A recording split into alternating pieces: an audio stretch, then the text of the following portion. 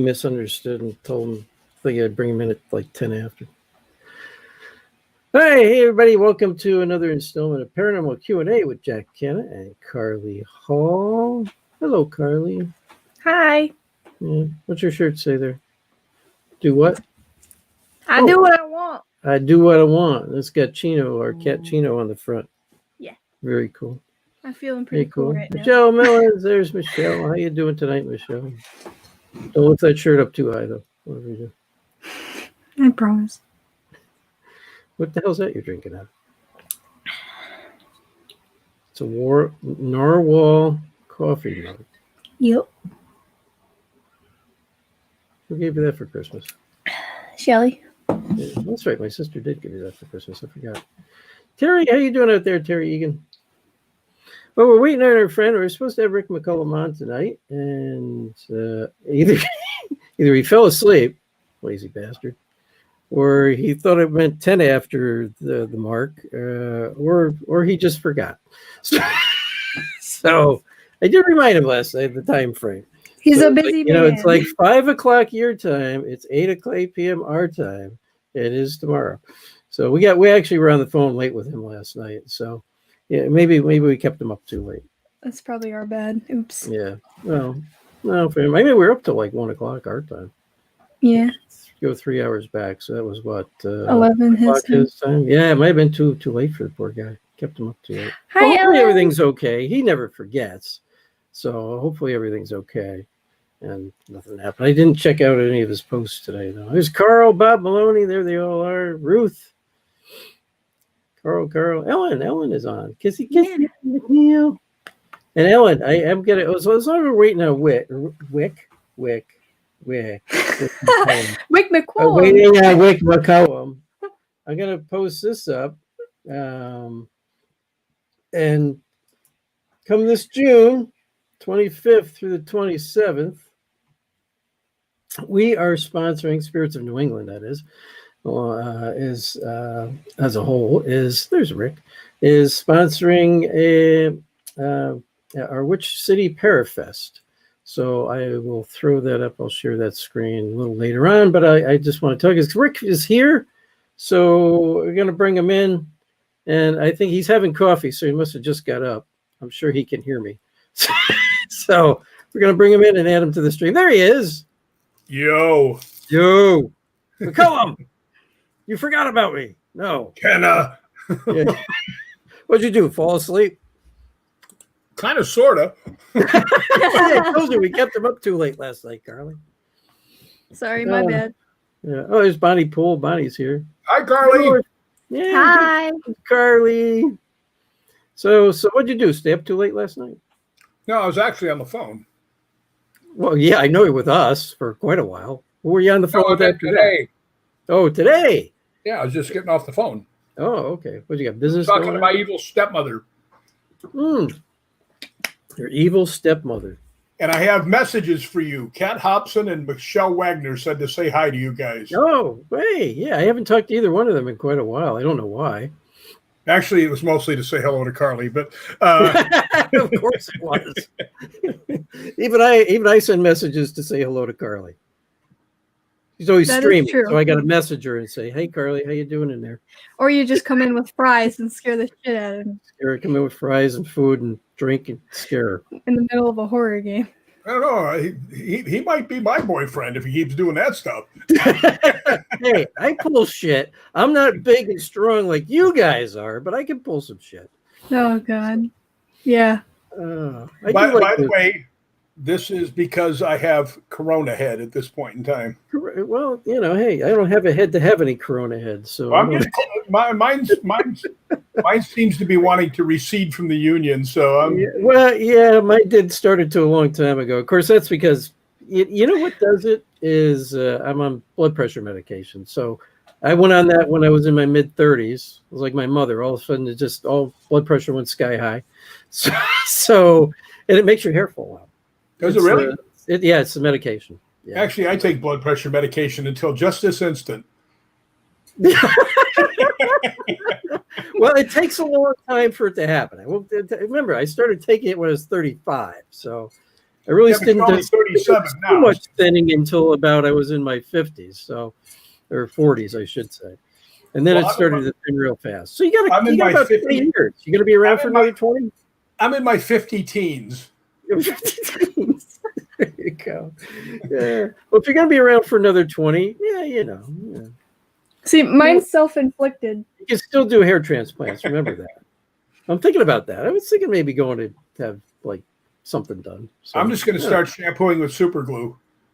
That works. That works. We talked about that yesterday, didn't we? Right? Yeah. Shampoo with super glue. Somebody stole your idea. Oh, that was Nick. Nick started. Oh, I use Nick Millay, he's like glue. that. Yeah, I know. He steals people's ideas. Sorry, Nick. I'm picking on him now. He gets mad at me because I can never pronounce his last name correctly. So, Well, tell him It's true. I mean, there's guys like you and me out there. We, you can't expect us to figure out French or whatever that is. she's. I don't know. I'm bad with pronouncing last names anyway. I'm lucky I get my own right. So I'll help you. in mine, they actually I'll help you. You got Kenna. Rick's wrong today. Yeah, well, mine used to be McKenna. Our family name, our original family name is McKenna. So the Irish people threw you out, huh? Yeah, pretty much. Well, threw my grandfather out anyway. Actually, I had two ancestors. My grandfather is kind of funny because my grandfather came over directly from Ireland, but his great grandfather came over to the New World before him. So I don't know if somebody went back or somebody else. I don't know why. Because he went into Canada. He came into Canada. Mm-hmm. And his last name was McKenna because we tracked it down. His last name, he came into Canada as McKenna. The funny thing is when he crossed the border into the States, it dropped to Kenna. So They charged him an MC to get in. Yeah, I don't know. Somebody told me there was two McKenna clans that were at war with each other. Well, in case you don't remember your history, back some ways ago, there were signs that said no dogs or Irish allowed. So I know that. I know. Might have dropped the Mac on purpose. Yeah, that would make the time frame would be right, because it would have been around the 1800s, early 1900s that it came into the States. That does make sense. Yeah, there was a McKenna florist up in Quebec. I came across one time. They were closed. I was actually going to go in and see if they were in some kind of relation, since I knew, my ancestors had come into Canada, into Quebec, and that's where that florist shop was. It was in Old Quebec. So, but they were closed the day I was up there, so I couldn't check on that. They heard you were coming. They probably no relation. Right. Well, there's a McCullum Castle in Scotland, and you own it? Yeah, and I know that they're actually related to me because I've seen through the lineage and stuff. And I called him up about coming to look at the castle, and the guy was such a jerk off. I knew we were related. Give me a hard time. What do you want to come here for? You want to claim it? Get out of here. Yeah, that's pretty funny. That's pretty funny. I know you're a relative. You're a jerk like me. Hey, at least my nickname is not Jerk. Yeah, that's good point. Good point. Good point. Yes. Well, I own that name though. I will own that nickname. I have no problem with it. Well, if they're gonna stick you with it, you might as well live up to it. That's what I always say. I did a DNA test because I wanted to test what percentage Native American I was to get like a scholarship for school, and turns out it turned into an episode of He Was Not the Father. Oh. And I actually have like 13% of DNA from Scotland. Yeah. I'm of the opposite. By the way, for anybody listening that doesn't know, I'm like as you notice, I have my tartan from my family on. Yeah. Very cool. But I go to Scotland every year, not this year, obviously, but every year for at least a month to ghost hunt the castles. I know. And I'm also a member of a group there called Scottish Paranormal, which is a really, really good group. And we're really kind of bummed that we figured out we really couldn't make that trip with you next year. You make it another year because we're going to do it year after year, I think. Well, I'll save up. Yeah, I'll be saving up, and because it was just like we talked about, it's a really good price. Anybody out there listening, this event that they're doing. How many castles how many places you investigating over there? There's like what, two castles? We're going to go to 9 different places, I believe, and we're going to investigate 3 different castles. 3 different castles. I know it was 2 or 3. And 2 of them are castles that you don't get into very often. I mean, this will be a good catch. And the other one is my favorite place to ghost hunt in Scotland, Balgony Castle. Right. Which, if anybody follows me, they've seen Balgony all over the place because I've been there many times. Yep. It's in your book, isn't it? It is in my book. Speaking of which, there's your book. And actually, I did something else too, and I will go pull it up here. Did you want me to read this on Amazon? I pulled your book up on Amazon, so we're going to share that here. And not remove. I want to share it. There you go. Is it going to be removed? Hang on. There it is. There it is. Finally, there you go. So there's Rick's book. You can get it right on Amazon.com. Very cool. And by the way, if you follow me at all, you would have seen today that there was a letter from St. Jude's, a thank you letter, because I always give away of the T-shirts that I have on. Jack knows this. He knows this. Yep. And the proceeds from the book, I give a good portion of to St. Jude. So excellent. That's awesome. I mean, you're always something interesting, and you get to help out the little guys. Yes. Yeah. Very important. Especially today. So much garbage is going on that people forget about. Kids like that in our own country that really need the help. We talk about all these other people and stuff, but we have people in this country that still need a lot of help, especially those kids that are going through a lot of stuff. Well, it's changed a lot over there because now with all the advances and stuff that St. Jude's has made and things like that, 80% of the kids survive. Yes, that's right. That's right too. Yeah. So that's. Let me go back to this here. Hi, Cody. So that's where you can get. Yeah, that's where you can get. I just want to put that up so people know you can go right to Amazon. I just typed in Rick's name, and his book came right up. So, Ghosts Believe in Me. Ghosts Believe in Me. That's a great title too. And I know you mentioned that a little bit on Ted's show last night, but tell us again how that name came about. I was on a show similar to this, and the host was kind of snarky, just to be honest with you. Yeah. And he says to me, and if you've ever met me, I'm not the person to be snarky with, trust me. No. He says, he goes, "Do you really believe in ghosts?" I went, "No." And he was like, "What? You don't believe in ghosts?" I said, "No, ghosts believe in me." And after that, everybody kept saying, you ghosts believe in me. That's cool. So it's cool. That was a good one. That's going to stick with you. That would be something else that, I would do. By the way. Yeah. That's also something. Money goes to St. Jude. So. Yeah. Now, I know you've been asked this a lot of times, but I don't know if anybody asked you, what made you decide to come up with create your own team? And how did you find the people to get on it? I just asked them. Okay. They were friends for a long time. Right. Yeah, I knew that. And, mutual interest and things like that. Yeah. But I've been obsessed with them since I was 13. And as you can see, right. I don't know if I realized by the color of my hair that it wasn't recent. A long time. It's over 50 years I've been ghost hunting.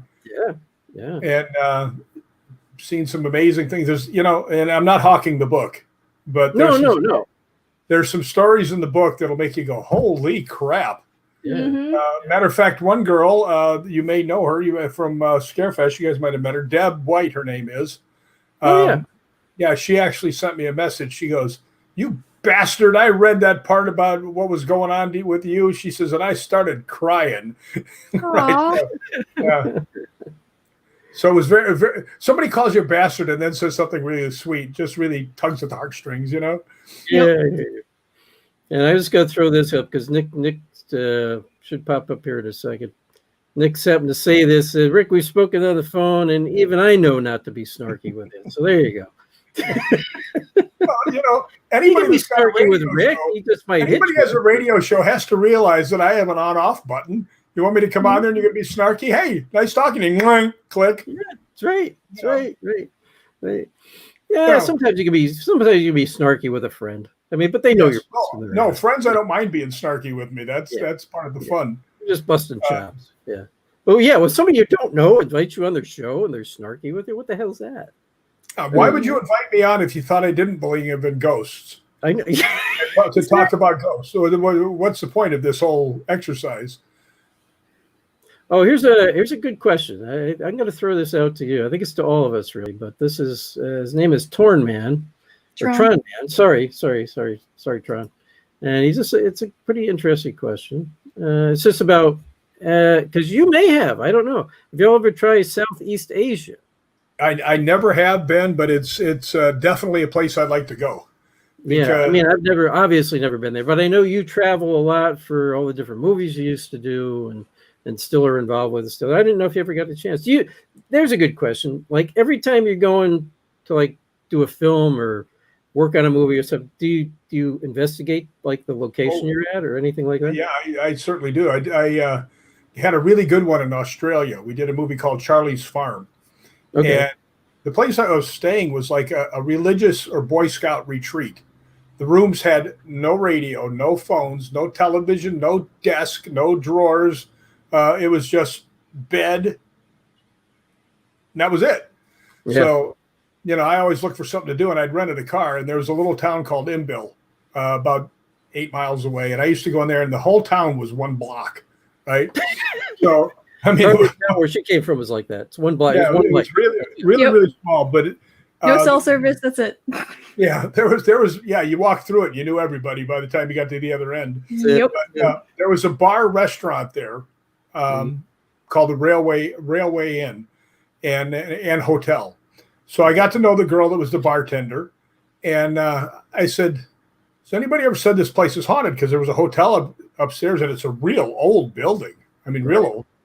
And she goes, "Oh yeah." She says the cleaning ladies don't like going up there at all. They've seen lots of stuff.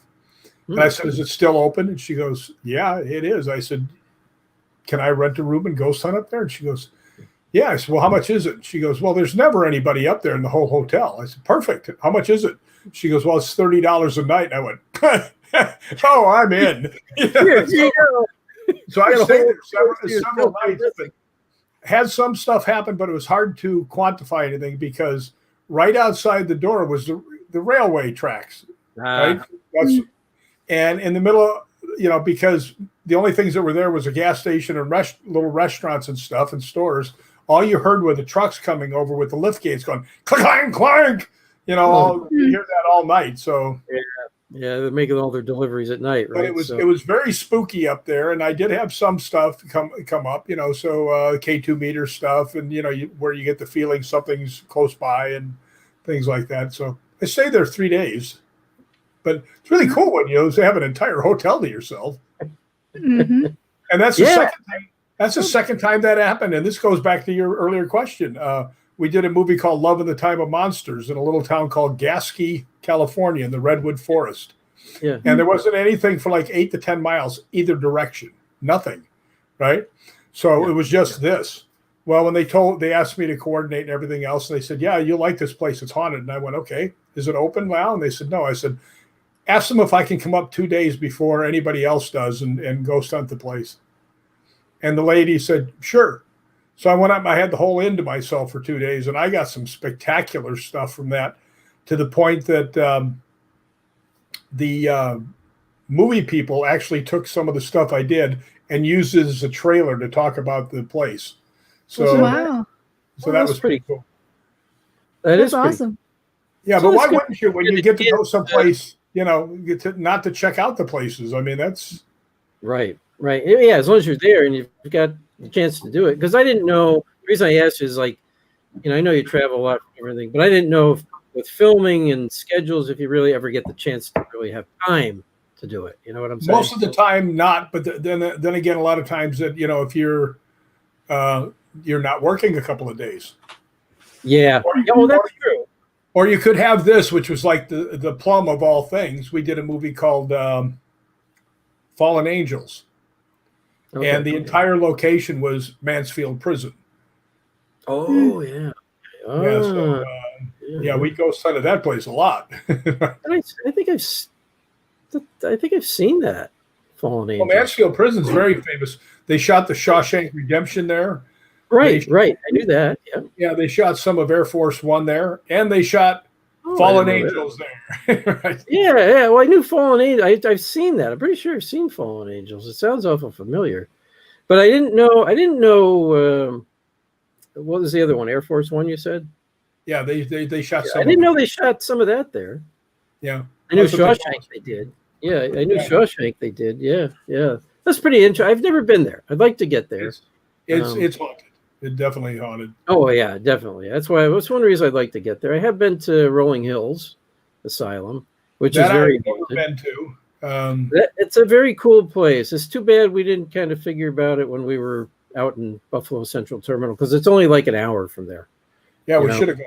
Well, it's not like we didn't get enough stuff happening at Buffalo Central. No, we did. That was an amazing place. I never saw anything like that, especially with the thermal. Yeah, that was ridiculous. Yeah, ridiculous. 2 times the thermal. Yeah, that was pretty crazy. The first time was very interesting because the plan worked. Yeah, I walked down through the center of the thing to see because we had activity. You could see shadow figure stuff like that. So I said, let me walk down. I went into where the rooms were. It's all open in there, and you guys were still watching in the hallway. And I said, let me kind of do almost like hunting. I'm going to put on a drive and see if I can push anything out from the doorways. And sure enough, it worked, right? You thought it was me coming out in the hallway, but there was something else, and then you thought it was me, right? Yeah, so I can explain for the people here. Yeah, go ahead. Yeah, there were two sides of the hallway, and they had rooms on each side, and we were in the hallway. The rest of the people ghost hunting. Jack said he was going to see if he could scare something out, and he went into the side on the left, and he was walking down through there. And I'm looking through the thermal, and I see him walk out this door, and then I see something else walk right out behind him. Now, I didn't know if it could have been a homeless person, somebody meaning to do him harm or what. And I yelled, "Hey, Jack, there's somebody right behind you." And everybody that was standing there was looking at the thermal, and they saw it, right? Yeah. So I abandoned ship where I was at and went down there to help Jack just in case. And he comes down, he goes, "What are you yelling about? I'm still in here." So he had never come out at all. I was still in the rooms. And I'm looking behind me because I'm like, there's somebody behind me in the room. How can they see that? But what was really strange, some people could say, well, it looks like him on the thing. Okay. And it did. We lost it. I know that. But I did get to see it where you see it come out and the other one come out and then it froze. Yeah. I did get to see it. Here's the interesting part. Even if it was you that came out, something came out after you. That's right. The point really is 2 things came out. Yeah. And neither one of them were me. Yeah. So, I mean, but what I'm saying is no matter how you would read that, still something showed up that wasn't supposed to be there. I know, which was amazing. That was quite amazing. Well, and the next time, do you remember the first one down in the foyer? Yes, that's what I was just going to say. The first one down, what they call the trolley room or something like that? Or yeah, I think like that's what they call it. The foyer trolley room, which is down by closer to where the tracks are, where the trains come in at. Yeah, and you got that, and it was cold. It was a cold image. It was a blue, wasn't it? Yeah, it was a full body. You could see the shape of the body. Like a person. I should explain that. We all went down there, and I was looking through the thermal imager. And if you ever go ghost hunting, if you have a thermal imager, you're not going to be alone. Everybody comes over to look through it. Yeah, right? That's right. Well, Jack and some of the people were already out when I set it up, and I'm looking through it, and I can see them, and they show up as yellow and orange and white because they're hot, right? Don't get your head excited here. That's not what I meant, Kenna. I know what you meant. I don't know. Stop.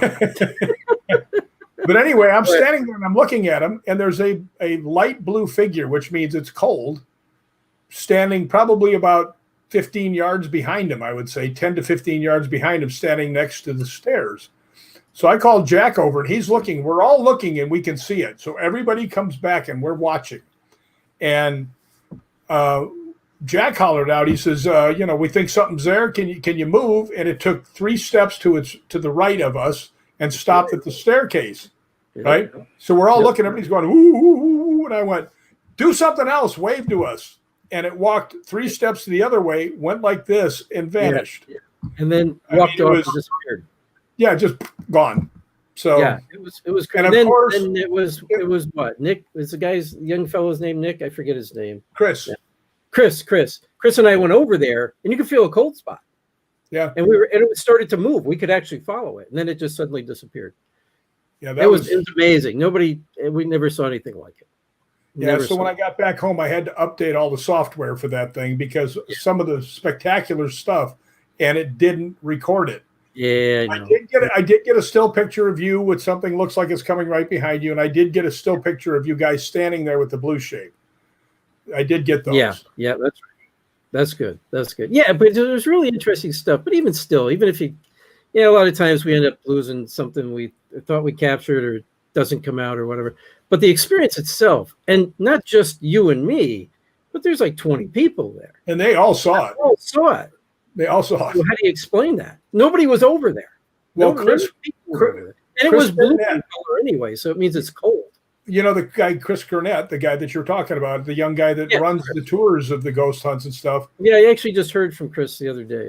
He actually has in the book, he says, no doubt, he says, I've never seen anything like that while I was ghost hunting. It was absolutely a class A catch. Yeah. So yeah. I mean, you and I get a lot of good stuff when we're together. We got to get together more often. You got something better than I've ever gotten. Huh? You got something better than I have ever gotten. It's over. Well, yes, that's a heck of a catch. It's in this box right here. Well, she caught me. She caught me. I didn't catch her. She caught me. It's more like I'm a bad attachment, but I'm like you. I had no clue. I had no clue that she was trying to really go out with me. I had no clue. Until she just told me, I like you. I'm like, I can actually understand that, Jack. I can too. I can too. Trust me. We miss those cues. They go right over our heads. I told you there's a part in the book where I talk about that I'm the stupidest man in America when it comes to women. Yeah. And one of the lines that I wrote in there, I said, a girl could buy me a Cadillac and give me a kidney, and I would ask my friends, "Do you think she likes me?" So I'm just. I could be married for 4 years and go, do you think, that you really like me? I have no, I'm like, duh. Duh. Yeah. Question for Nick. I guess your name is Nick now, Rick. Okay. I'll take it. And Barry knows, I think he mistyped. It's Barry Martz. Barry knows your name. But he has a question for you. While doing any movie work activities in the past, have you ever been interrupted by paranormal activity? No, I have not. But we did a movie at a studio, which I cannot tell you what it is because I had a talking to with them. Okay, fair enough. I went up to the second floor that the security had told me was haunted. And me and the makeup girl went. And I'd asked Tony Todd, the candy man. I said, do you want to go up there? And he looks at me with that deep voice. He goes, oh, hell no. Right. So anyway, we went up there, and this one guy, he was one of the security guards, and one of the guys from our cast came up, and they walked up behind us. We've been having a lot of activities. We've been hearing voices. We saw a huge black shadow, both of us at the same time, and there was a light under the door up ahead, and it blocked out the light as it walked by. So that was pretty cool. Anyway, I had the K2 meter up. This guy comes up and he goes, yeah, what's this about ghosts? There ain't no ghosts up here. Blah, blah, blah, blah, blah. It's actually on my website, but I'm not sure where it's at. But he comes up and he starts doing that. He goes, what is that lights? I said, well, when it lights up more, it's got a good chance there's some spirit energy around. And he goes, oh, that thing never lights up. And it goes, he goes, really? And I said, yeah. And he goes, is that all it's done? I said, well, we've been hearing voices up here. And I said, if you're really here, can you go off again? Right? And it goes, and all you hear, and it's on the tape, it's hilarious, is the two of them swearing and running down the stairs. They both bail. I never understand why people get afraid of that stuff. I don't know. Like I was saying last night, maybe I'm just jaded. That stuff doesn't scare me. I don't know. The only thing that scares me is more interesting. Women scare me. That is a whole point. Me That's too. Understandable. Yeah. Even I'm scared of me sometimes. Girls are a lot smarter than me, and I know it. So I think that's one of the reasons I always run away like a scalded dog if one pays attention to me. Yeah. Nick has a question for you. Or he actually says, you should tell us something. It says, Rick, you should tell Jack and Carly about the perfect optimist with the Empire State Building. I don't Yeah, know you know what? Do you know what the ultimate optimist is? No, The guy who falls off the top of the Empire State Building, and as he goes flying past the 40th floor, the people hear him say, "Well, so far so good." That's good. Yeah, you know, it's not a problem until you hit the bottom, right? Well, you know, it's not the fall that kills you. No, You know, it's a sudden stop. It's a sudden stop. That's So I guess if it gives you a heart attack on the way down, maybe it is the fall that kills you. I would hope I would die before I hit. Well, most everybody that falls off a building like that does die of a heart attack before they hit the ground. Yeah, or right. a lot of people don't realize those buildings have their own gravity, and you get sucked back into the building if you're close. And most of them actually beaten all the way down because the buildings are a little bit slanted. They go bam, bam, bam. That's true. That's true. They are. Yeah, that's absolutely true. They are. Yeah, that's for stability reasons and stuff. So, yep. You know, when you're a stunt guy, you got to know that the buildings will do that. So that, you know, if you're going to have to jump, you don't want to hit it. Yeah, you know, to get away from it. You don't want to hit it. Yeah. Oh, on paranormal related, but we got talking about one of your stunts last night that you had done from a helicopter. Yeah. And I just found that really interesting that 20 feet in the air, you had to hit a 5x5 target? It was a 5x8 crash pad. There was a foot and a half. 5x8 crash pad. But even worse, it's really narrow. Well, not only was it narrow, the director put the camera right on the edge of the thing to catch me dropping into frame, which took out at least another foot and a half, which meant I had like a 3-foot section to hit from 20 feet with a helicopter that's going. And he had to do it twice, folks. Well, that's because I almost missed him the first time. What if you had missed the first time? They would have made you do it again. Well, they would have put my body up and throw him off. Just drag the body up and throw him off again. That's funny. It's amazing the stuff you've done. That's all I could say. I mean, that's not paranormal related, but it's still really surprising. I'm still here. Yes. Yeah, I'm not surprised at the knee problems you have. That's for sure. I'm just going to say this. If you guys do out there watching tonight, you got any questions for Rick regarding any of his thoughts on different type of paranormal activity, shadow figures, stuff like that? That's what we're about, sharing information about our thoughts, ideas on the paranormal, and answering any questions people have about that. Because everybody has different perspectives on things. You know what I'm saying? So I got to tell you something that I had happened to me that I think is something that could be shared for everybody.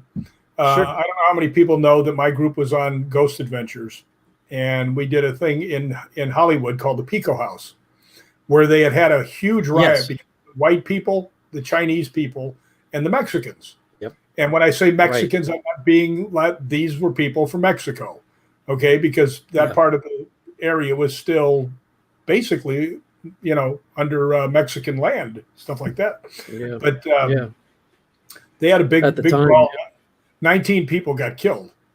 Well, after this one group saw us on Ghost Adventures, they invited us to come down and do the Pico House with them. Well, Nick Groff and I had been down in the basement while the other guys were on the other side, and we had a lot of weird stuff happen. So I was telling them about it, and I told them, I said, you know, when we were down here, we kept hearing people walking above when the building was absolutely closed and the security had cleared it.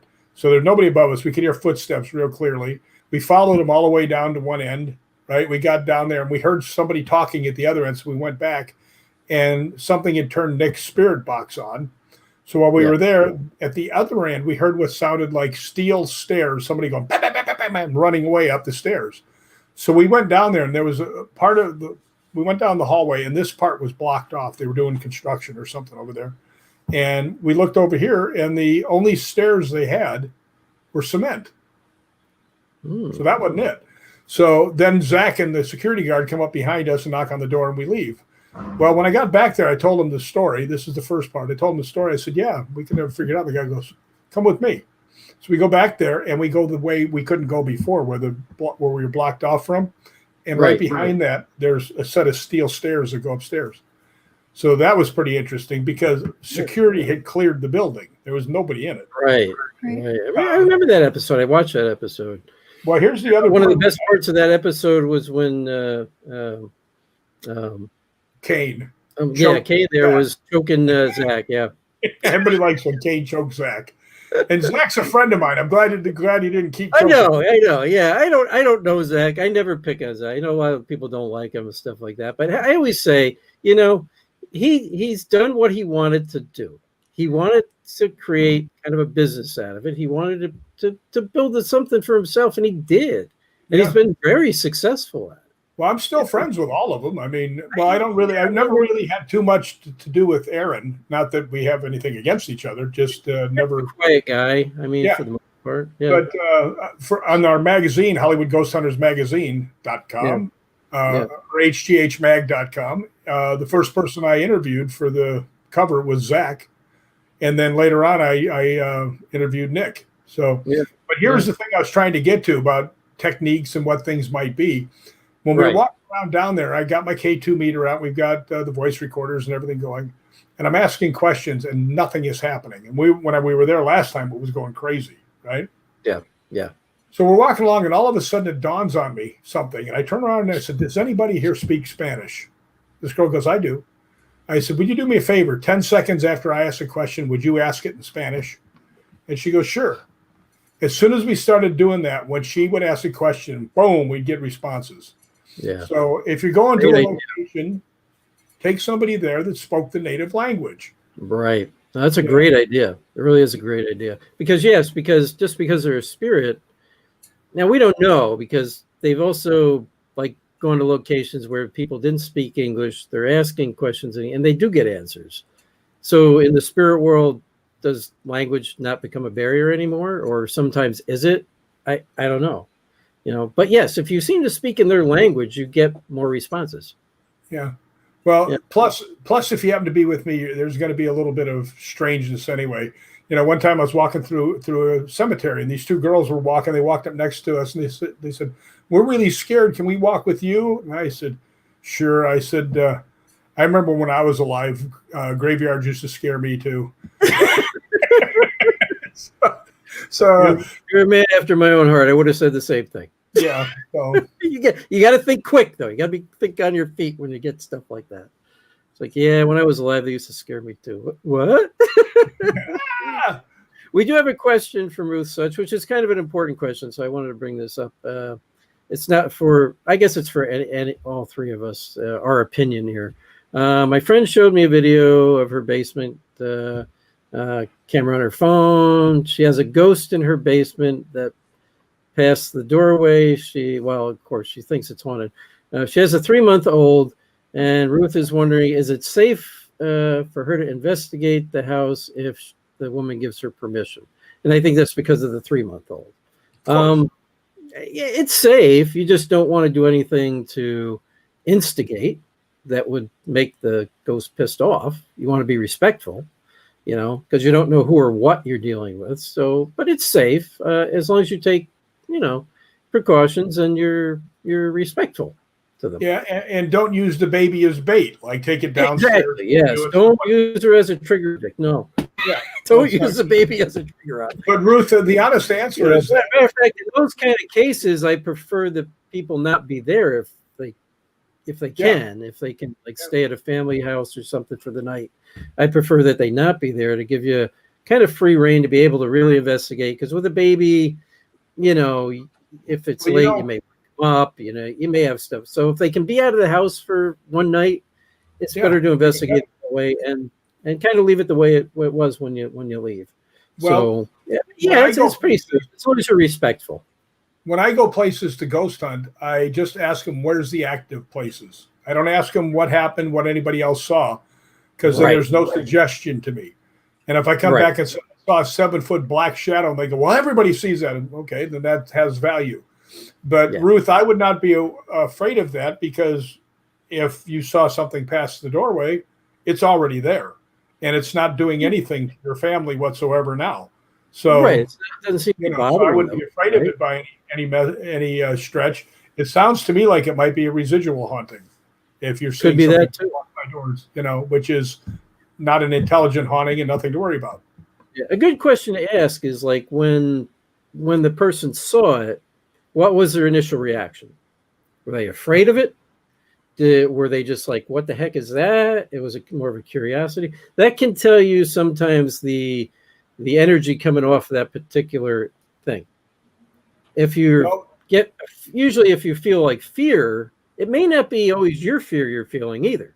Could be the fear of the spirit, and people don't realize that. But it can give you like, what's maybe the intention here, or what's that? Because I have talked to people who have had some serious hauntings, and I like, well, what was your reaction when you saw that shadow figure the first time? It's just like, I was just kind of stunned. I didn't know what it was. So you weren't afraid of it? No. Okay. That gives us some feedback, gives us some idea of maybe what, if there is something there, what we're dealing with. It's not aggressive. Yeah, it's not putting out the fact that it passed the doorway meant it wasn't coming towards them in a menacing. No, it's just doing its own thing. Well, she saw it on a camera, so. Yeah, she said she caught it on camera. Yeah. But still, I mean, if you see something like that on a camera and it freaks you out, you may be like, you can still get the impression of that. Yeah. And also, what else is going on in the home? What else? I like to know what people are experiencing, so I can get an idea of what might be going on there. And then you can try to debunk things too. Like, okay, they caught a shadow figure on a camera. Well, is there windows in the basement? Could somebody walking by have caused it, and you just happen to capture it? Yeah, you got to look at all that stuff too. So because strange things can happen. So, well, you know what people don't seem to most ghost hunters, I'll guarantee you, do not know this. Okay, if you have a certain kind of paint on your walls, you can have heat signatures go off the walls onto the other wall. You can actually get shadows off of those walls, and people go, well, there's no mirrors or glass over there. Well, sometimes there doesn't have to be. That's why you, especially if it's reflective, like gloss. Yeah, that's what I'm saying. That's why you send somebody down there to walk and see if they make a that's shadow. exactly. That's what I'm getting at. You got to try to debunk all that stuff. Well, that's ghost hunting. You debunk everything, and if anything's left, then you got to go. Right.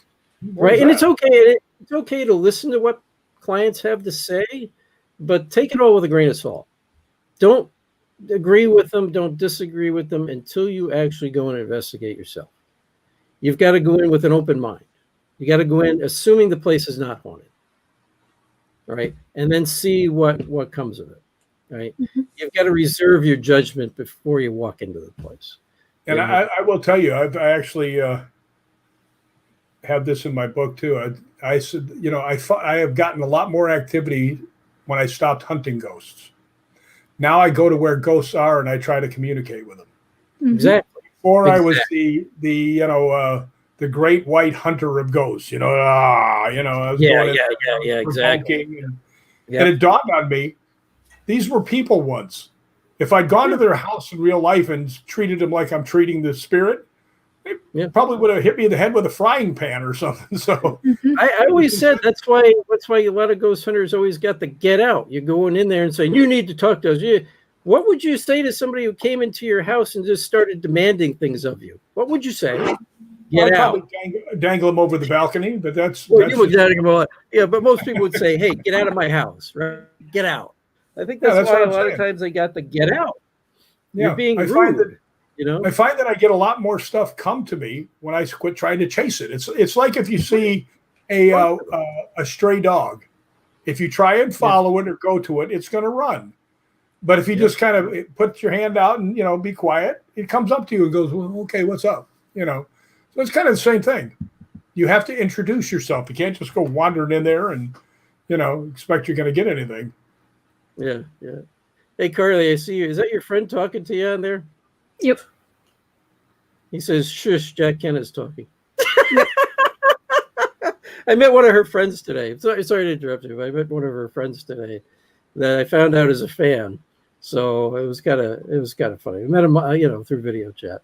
But yes, you're right. I mean, you got to be respectful to these things. And that's why we go in, when our teams go in, we just talk to them.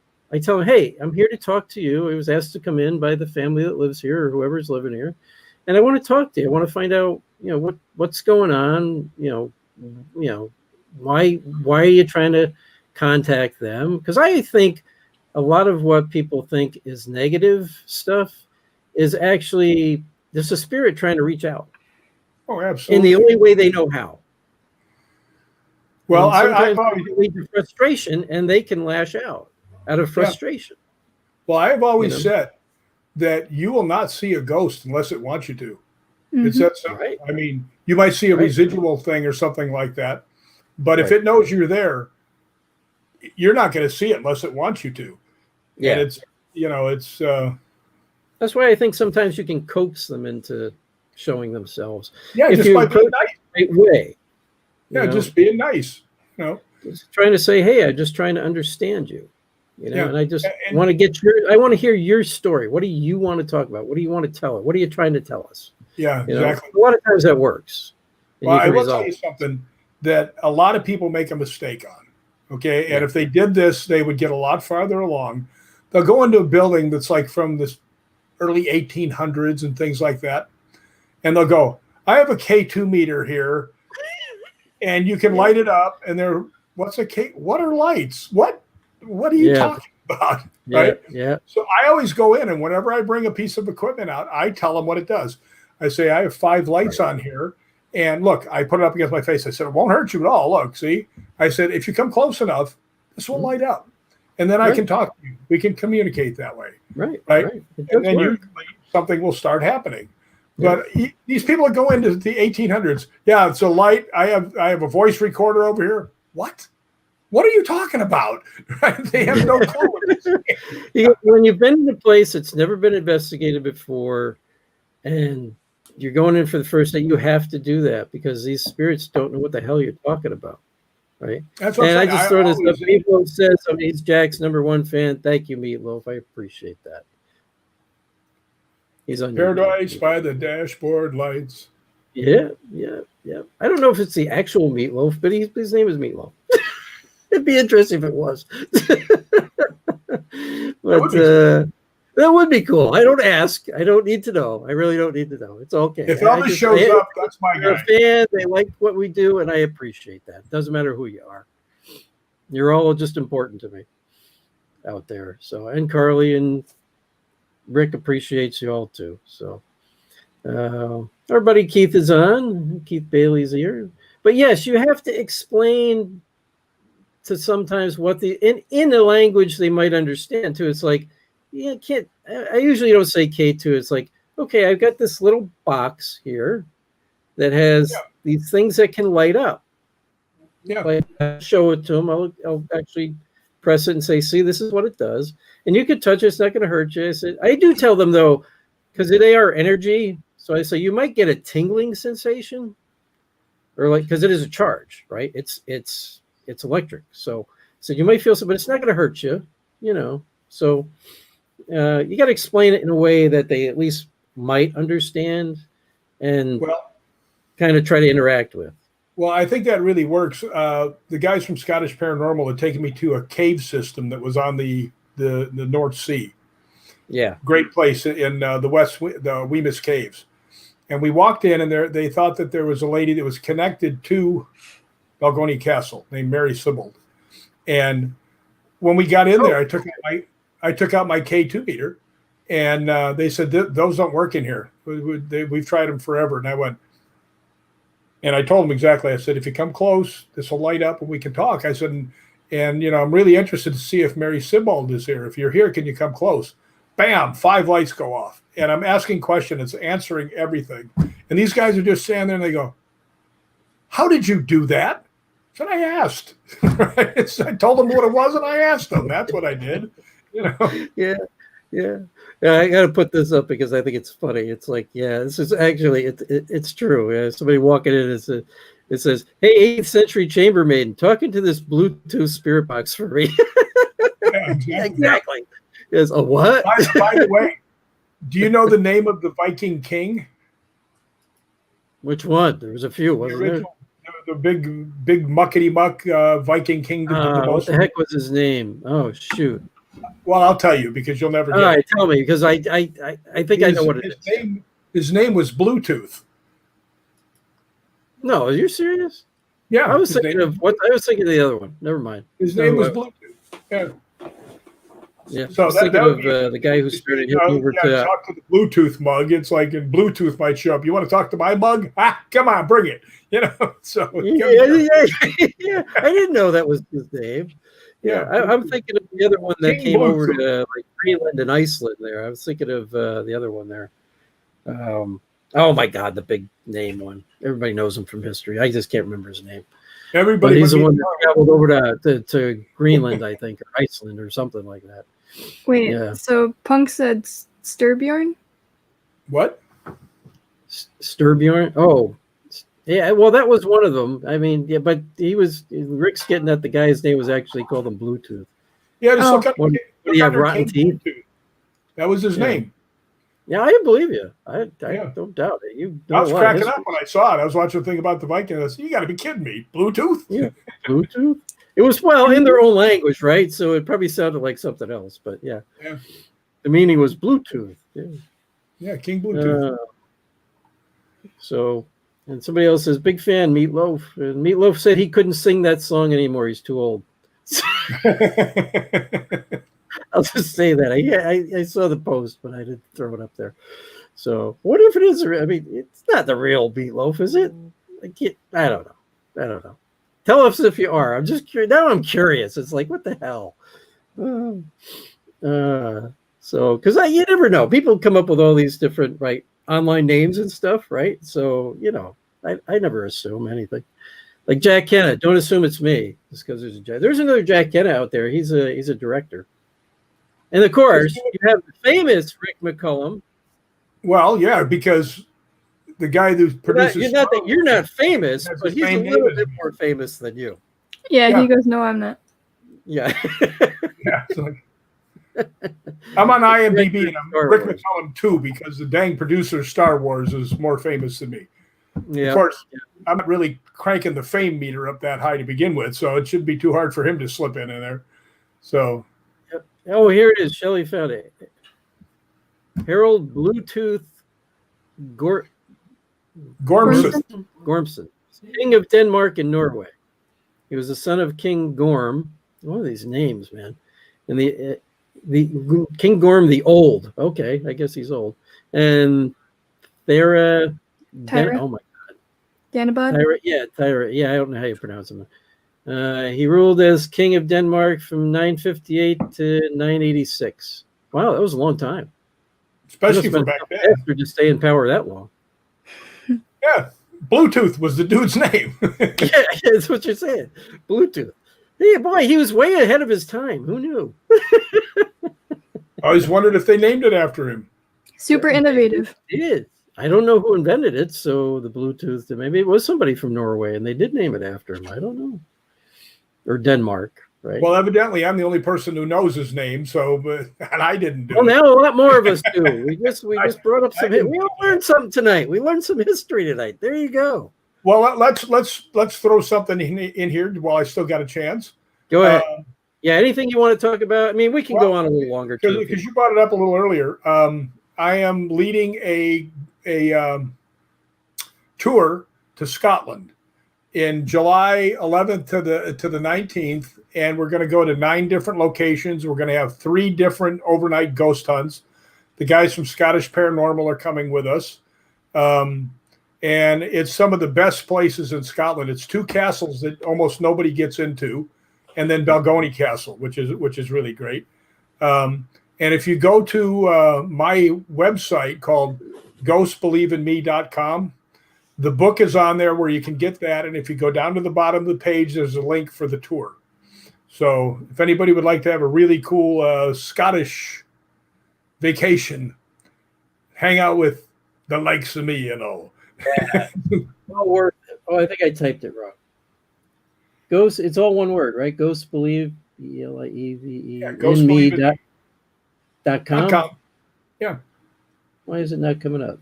GHOST. I think he gets redirected. BELIEVE. BELIEVE. BLIEVE. In me. Yeah, it didn't come up. So the site can't be reached. Let me try reloading it. Is it HTTPS? Then try rickmccullum.com. It'll come up under one of the 2. So just to let you know, I do fit in small like luggages. See, now I would be happy to take you, but I already have cat put her in Hobson a in one of my bags, and I'm going to need underwear in the other one. Well, we know this. We know this. She fits into a box. I do. There's proof. We have video proof. Yeah. She actually popped out of a box I had delivered. I had a delivery come from Amazon. Pretty, I mean, good sized box, but not that big. She actually fit in it. We could package her up and ship her. Yep. I don't know if that would work, but we could try. Hey, it. however she gets over there is fine by me. It's funny. I need to send it to you. Takes. Cheapest way we could send her. I wish she would go with you. I'll be putting the underwear box. I don't care. The underwear. Here it is. Here it is. I'm going to pull it up for you. I pulled up the thing, so I got it I got through your site. So let me just pull this up. Was it Ghost Believe in Me or was it Rick McCullum? No, I couldn't get to that one, but I got to your site. So come on, I want to share it. I don't want to remove it. I want to share it. There it is. There it goes. I did full screen. Okay. So there's Rick's mug. As Half of my mug. Happy mug. I'm going to scroll here for a second if I can get the damn thing over there. Come on. My cursor doesn't want to go. I got a double screen, so I'm trying to. There it is. So there you go. If you look down at the bottom there, if you come back up a little bit more, you can see it's the other way. So you get to the bottom. It's mysteriousAdventurestours.com. mysteriousAdventurestours.com. So check that out, people. Carly, you can post that on there if you'd like. And this is actually an old by typing and posting for me. So. And this is actually an older one because it's not after. It's the date has been moved back for the after date. It's not. Okay. Already, it's farther in the future. So mysteriousAdventurestours.com. Go there. Yeah, I did go there. There's a lot of. See that handsome rascal. Yep, and it's well worth going on if you can make it. Yep. Yeah, if you check out where it's going and all the stuff, I mean, you'll be very surprised. It's actually an amazing. It's not cheap, but it's worth the price if you can go. Well, if it's $19.95 a person, it's a good deal. It's less than $200 a day, or it's $200 a day to be. Right. And they have buses; they take you there. I mean, you go. You were on that stairway, weren't you? I've been on all those stairways. That's what I'm saying, because I remember you showing me photos, and I remember that stairway. You were walking that after you hurt your leg, weren't you? Yeah, it's actually my friend was the manager of the Real Mary King's Close, and the thing was right at the very top of those stairs. So the last day I was there, I said, "All right, I am going to walk these stairs, and it's a long way." And I said, I'm not going to stop, even with needing a knee replacement. And I actually made it all the way to the top. And I was like, dun, dun, dun, dun, dun, dun, dun.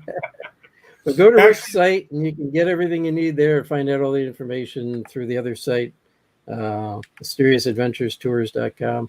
And I did check it out. It really is, if you can afford to go, because it's worth it.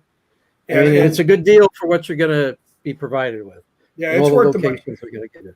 Well, just to be honest with you, I've been asked to do other things.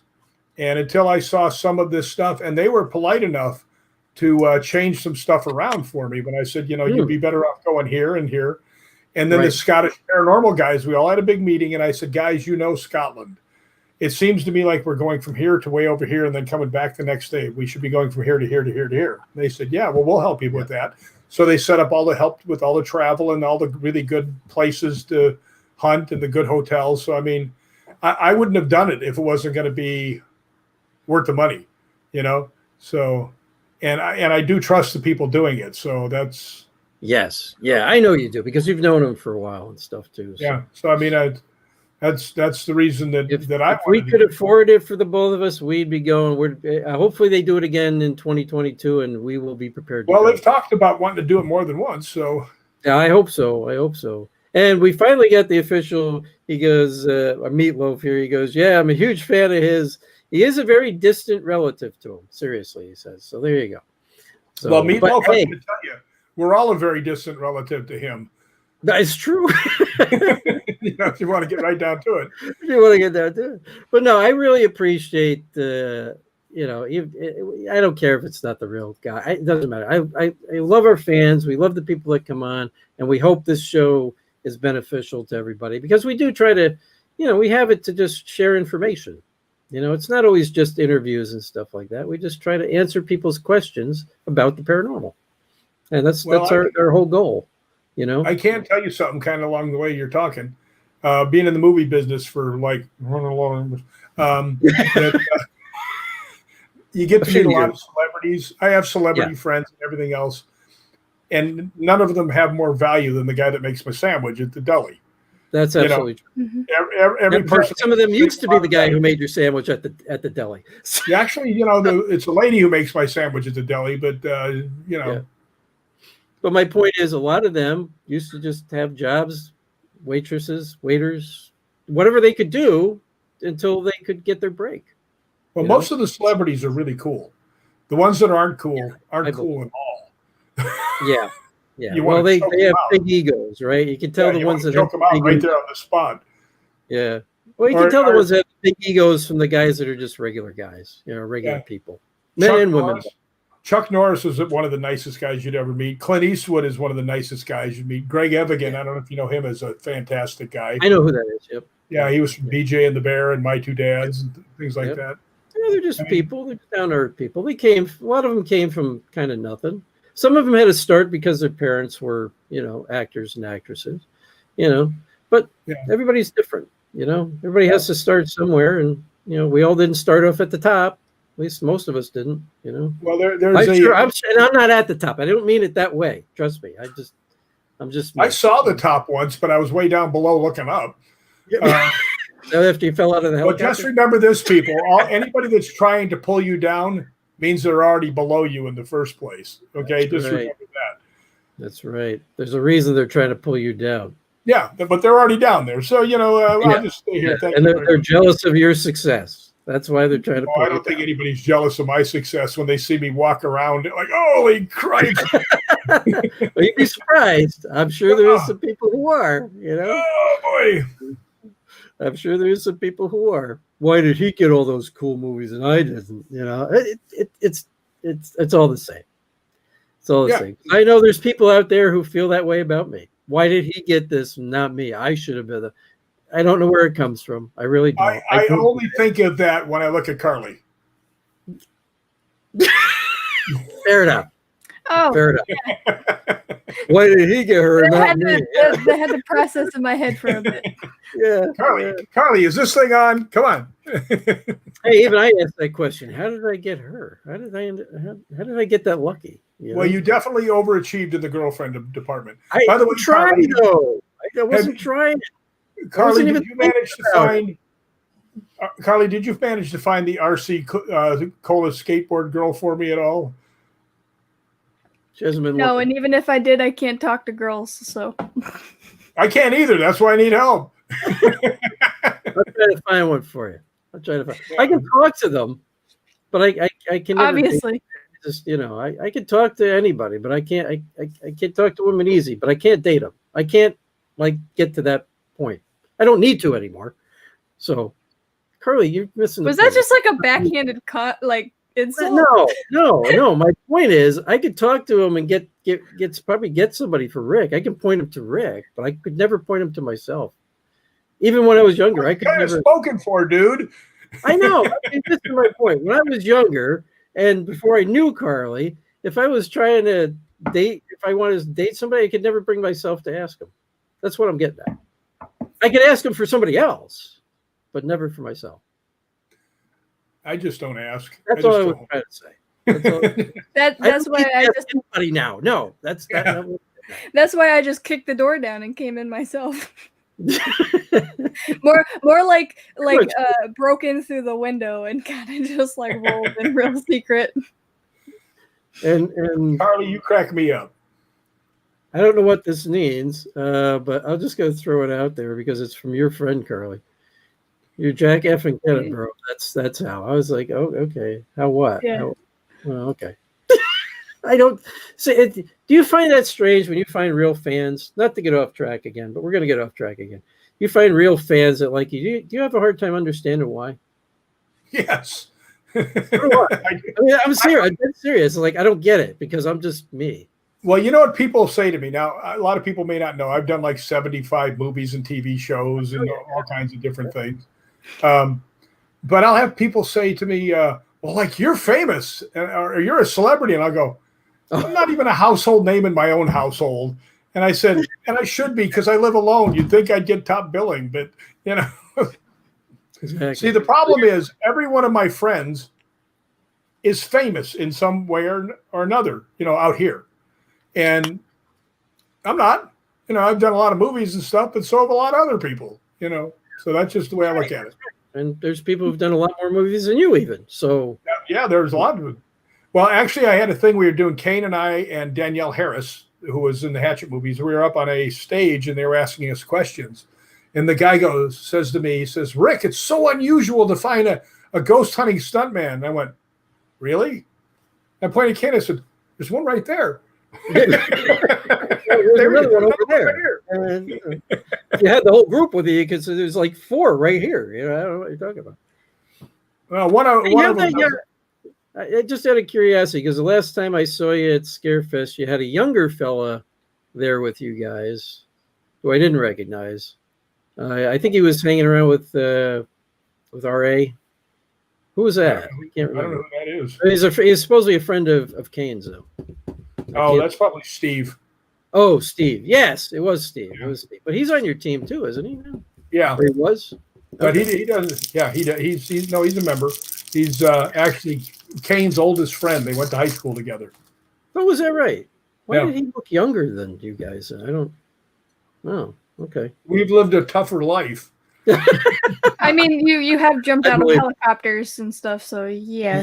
Yeah. Well, I've done fight scenes with Billy Blanks, Chuck Norris, Don the Dragon Wilson. This is what happens. Yeah. They become real fight scenes too. Yeah. Sometimes. Oh. And Nick says he's 117 years old and he's done 1,000 films. Okay, Nick. Oh, Rick, did I ever tell you about the first time I met Jack? No. Okay. Oh, this will go to your friend. Your friend says, I got you because I'm Jack Kenna. Well, listen to this. So I was over. Yeah.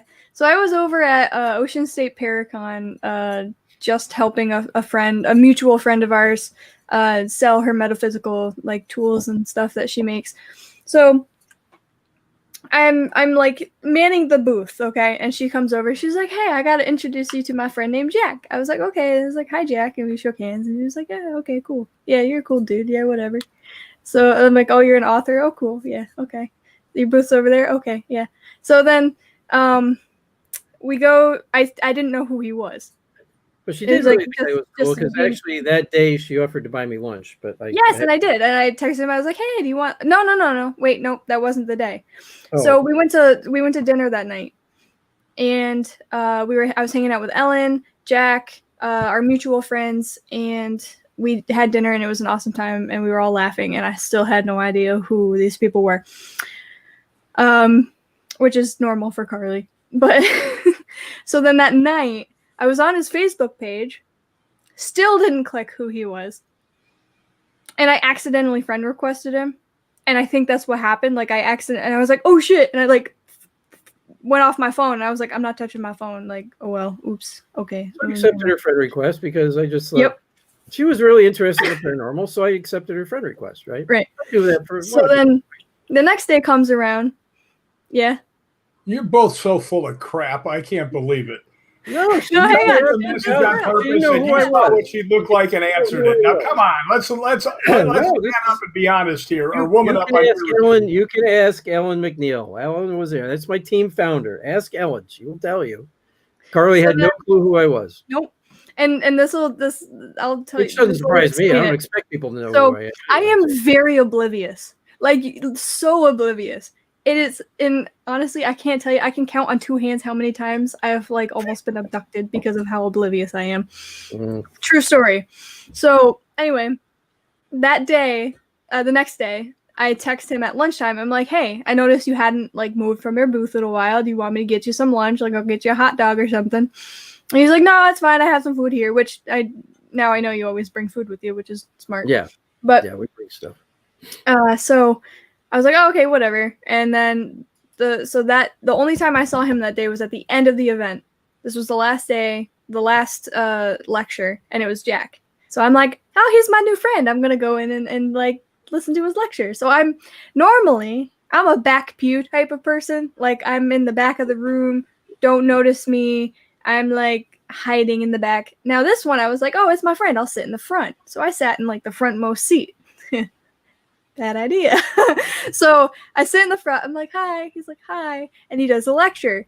Now the lecture was on haunted case files, how reality compares to TV. So how they like exaggerate everything to make it more interesting for the public. I recognized the episode. And what he didn't know, I used to watch his show. Whenever I used to have an argument with my dad, we would watch one episode of NCIS and one episode of Haunted Case Files to kind of like do a little bonding time. And Jack was our favorite investigator. And so I literally, whole face turned red. I was like, oh, that's him. And I was like, oh, I went to dinner with him last night. I friend requested him last night. I asked him if he wanted lunch last night. And like, I'm like sinking into my seat. Like, I'm sat in the front. I was like, oh no, I messed up. He's like the Jack Kenna. And I'm like freaking out, like total fangirl moment in the front. Yeah. And then at the end, like, so I went through he's like looking at me like, what's I was up on the stage looking down and I say, what the hell is she cringing in her seat for? What the hell's going on? I was like, she was all excited at first, and I suddenly noticed like her face goes and she just sinks into her seat. I'm like, what's wrong with her? So then we leave. What's wrong with her? I leave the room. Yeah, so the lecture ends. I leave. I go to my friend. I go, why didn't you tell me that was Jack Kenna? He goes, I thought you knew. I'm like, no, you know me. I'm oblivious as hell. I don't talk to like people like that. And like I'm more like a. So when I recognized Dustin Perry. Now this is a normal reaction for people like this. The first thing I said to Dustin Perry was, eh. And that was all I introduced her to him. He's a friend of mine, right? He's the one that gave me the name Jerk, by the way. But I introduced her. He's a friend of mine. She just like couldn't even talk to him. Just like you, when I had her talk to you on the phone that time. She goes, it's Rick McCullough. I said, yeah, it's Rick McCullough. She couldn't talk to you. She didn't want to take the phone. Well, I just figured that's the way women would come to me anyway. No. No, she was fangirling over you. Yeah, it's like, she knew who you were. She was fangirling over you. Yep. So yeah, that was how we first met. That's how we actually met. Yeah. Yep.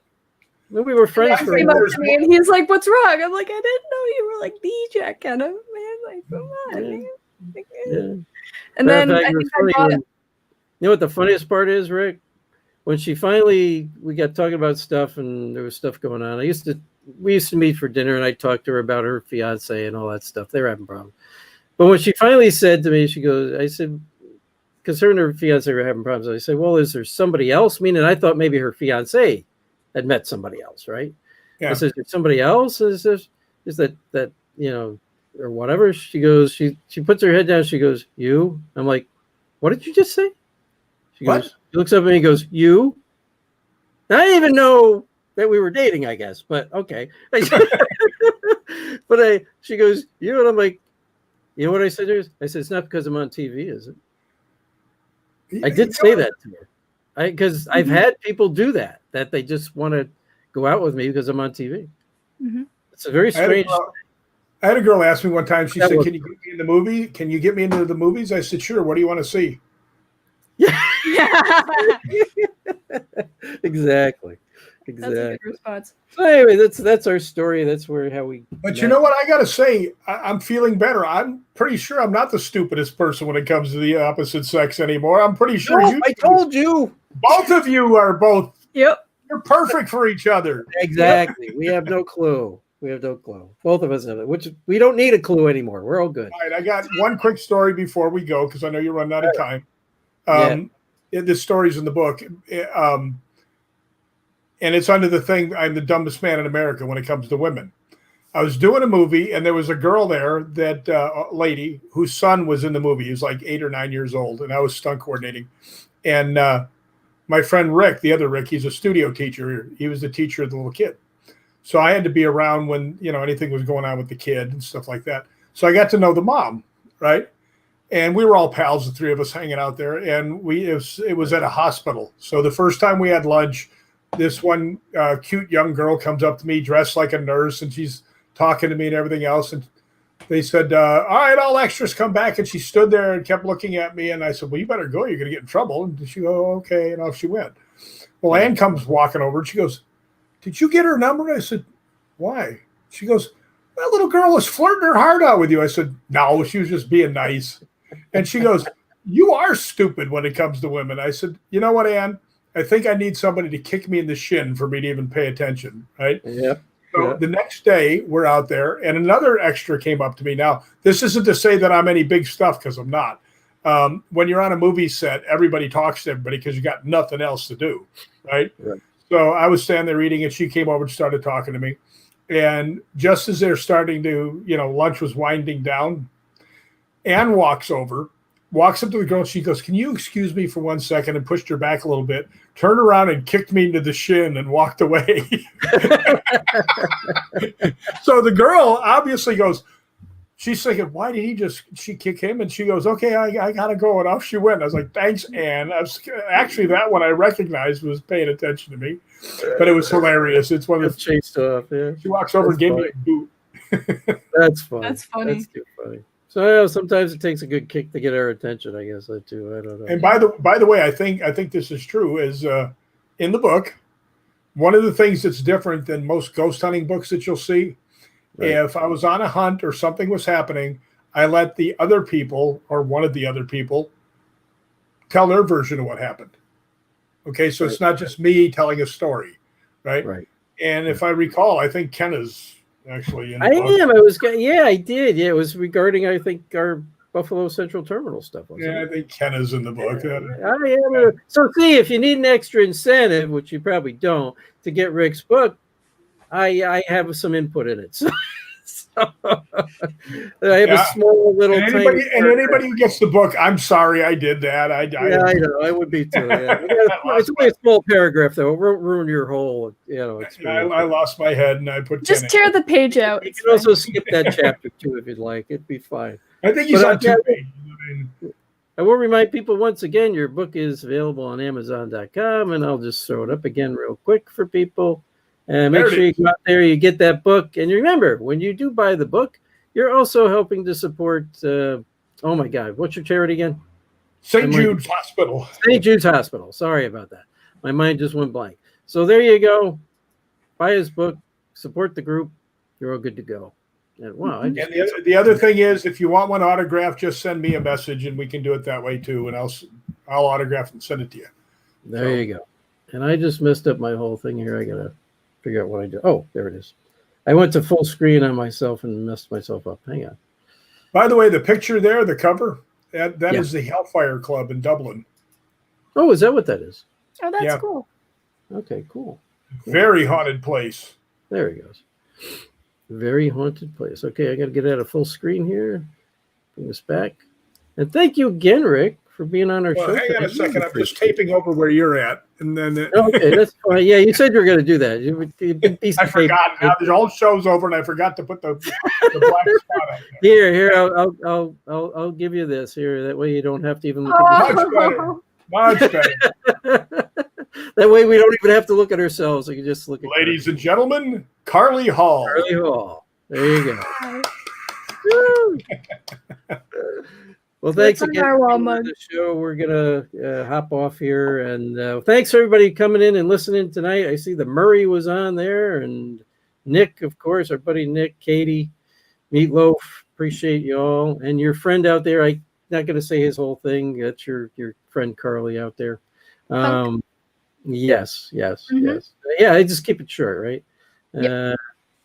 Thirsty Tom is out there. Thanks everybody for coming out, watching the show. Hope you enjoyed it, and we'll have to have Rick on again too. We always have. If you didn't enjoy it, man, there's something wrong with you guys. That's what I gotta say. True, very true. Well, thanks again, Rick. We're gonna close up our show, and you have a good night, and we'll be talking to you. I don't know what Carly's doing, check out that event you're doing too. Remember to check out his website and check out the event. And if you can go to Scotland. Yes. No, it will be worth it. By the way, I do see what it says on her shirt, so now I get it. Although I did not see the I. I thought you were telling him, do what I want. It does tell me do what I want. Yeah. Can I do it? Also says I do what I want, and you know. Yeah, no, all I could see was the do. I thought it was, I do what I want, or do what I want, Jack. Do what I want. Yes. Do what I want. You got to be a mind reader. Do what I want. Pretty much how it works, Rick. I never want to be a mind reader. I don't want to hear what anybody really thinks of me. That would just probably make me cry. So they think wonders of you. I know that. Can I do you have a good night, my friend. We'll see you again. Yes, Carla, go ahead. Is that your goodbye? No. I'm trying to ask if I could do a little update on the podcast thing I was going to tell you about. Oh yes. We can do that. Yeah, I was going to do a couple of things after Rick. Okay, I didn't know if you're going to shut it off, so that's why I was No. We got a couple last things we're going to cover. Teacher, we got Rick covered. He's good to go. He can hang out if he wants. You know. No, I'm good. Let you guys do your business. Thanks for having me. Anytime. We'll have to have you on again. That's for sure. Carly, get your eyes checked. All right, I will. Exactly. I will talk to you guys. All right. Have a good night, Rick. See you, Jack. All right. So go ahead, Carly. I know you've got an update for us. Go ahead and tell us what you want to update. Yes. And I've got one other update for everybody too. And it actually has to do with Punk Otaku in the comments over here. So there is going to be a cool little podcast that Punk and I are going to be doing. So the premise is we are going to have people call in. It's not a live show, it's a recorded show. To tell their paranormal experiences, and then we will do an episode discussing people's stories. So if you guys have any paranormal stories that you guys would like to share, please send the stories over to me, either in like a Word document or even just as a Facebook message of what you experienced. Yeah. And send it over to me on Facebook or email or whatever you have for my contact, and we will go over times to record and get that set up. So the podcast is going to be called The Haunted Crossroads, and it's gonna be awesome. So definitely type up your stories, send them over to me, and we will set up a time to record and share your stories and your episodes and stuff. So cool. That's all Carly and what's your friends again? And Punk's thing. So that's cool. It's not going to be Jack Kenna thing. It's Carly and Punk. So, which I think is great. I think that's great. Things are expanding, and that's a wonderful thing. And here's one other thing. If you are, even if you can't make it out to, or even if you can make it out to Scotland, you can also make sure you set aside the time to come out to Witch City Parafest in Salem, Massachusetts. That's June 25th through the 27th. And I put that up there for you. That's right now all of our guests that we have. As you can see, me, Carly there, Ellen McNeil, Andrea Perron. We've got a bunch of people. Don DeCristofano is going to be out there. Ted Vanson. A lot of great people. And oh my God, Dan Clays is going to be there. A lot of great people. It's going to be a great event. Kind of a two and a half day event. We've got Friday night at the Hawthorne, and then we've got all day over at oh my God, I just forgot the other part. Anyways, you can check out the website there. It's Facebook page, Witch City Parafest, our event page there. Check that out. Spirits of New England is the main sponsor for it, and we've got some other sponsors out there too. We appreciate that. And if you'd like to be a sponsor, we have different levels of sponsorship for the event. If you'd like to get in touch with either Lucky Bel Camino or Ellen McNeil, and they will handle all your needs. I think we are out of vendor spots, but check with Ellen McNeil just in case. She's handling all that. And again, we appreciate everybody coming on tonight and everybody hanging out. And make sure you come to our Witch City Parafest event. It's going to be a great time, and we're going to have a blast. So make sure you come out to that this year. You'll enjoy it. You'll enjoy it. And we'll all need to get out of the house by then anyway. So again, that's not until June, the end of June, so June 25th to 27th. Come on out and join us. We'll have a great time. And thanks again tonight, everybody, for coming on. Carly, you got anything else you wanted to cover? You're good. Have a good night. Have a good night. And if you're looking for any of my books, if you're looking for any of my books, you can find them on Amazon.com or BarnesandNoble.com. Just type in the name Jack Kenna, and they will pop up. And remember, I also have a graphic novel, so check that out too. So, hey, not many people can claim they got one of those, but I got one. That's true. I'm kind of proud of that. I am kind of proud of that one. Yes. All right. Have a good night, all. We love you. Thanks for coming, and we'll see you again next week. See you next week. Bye.